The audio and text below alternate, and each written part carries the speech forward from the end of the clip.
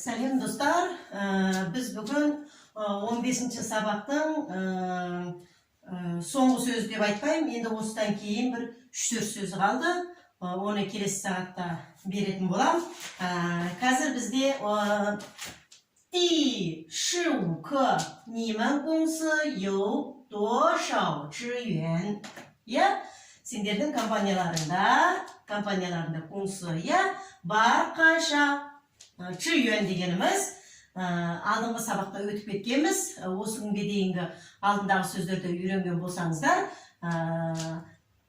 мынаны толығымен демейін, өйткені мына жерде мына жаңа сөз бар, бүгінге өтетін.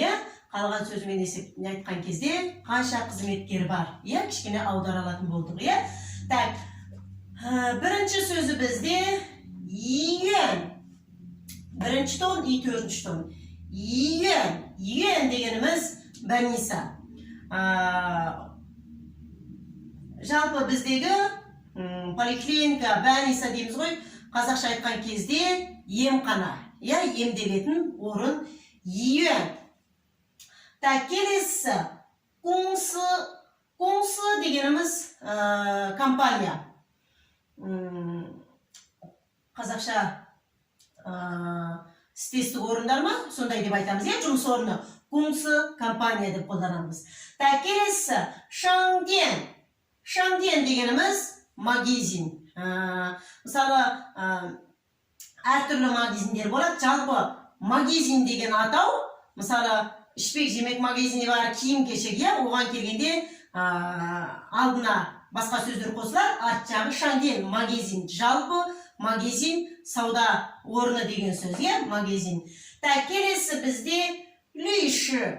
Төртінші тон, и бірінші тон. Лүйші. Шы дегенімізді біз 5-ші сабақ, 6-7-ші сабақтарда оқып кеткенбіз. Шы дегеніміз лаушы, мұғалім дегендегі, лаушы дегендегі шы. Лүйші, адвокат. Так, ваймау. Вай дегеніміз жалпы өз әдетте сырт дегенді білдіреді. Мау саудамен байланысты. Ваймау сыртқы сауда. Келесі соңғы сөзіміз шяо. Шяо дегеніміз үшінші тонмен, шяо үшінші тонмен кішкентай, кішкене деген мағынаны білдіреді. Так, міне жерде мен жазылу тәсілдерінде кейбір сөздердің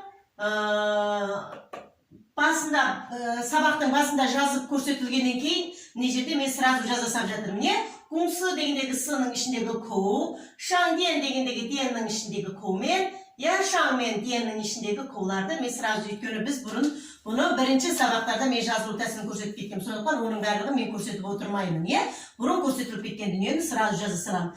Так, біріншісі үйен, больница, емхана, кунсы, компания, шаңден, магазин, лүйші, адвокат, ваймау, сыртқы сауда, шяу, кішкене деген сөз.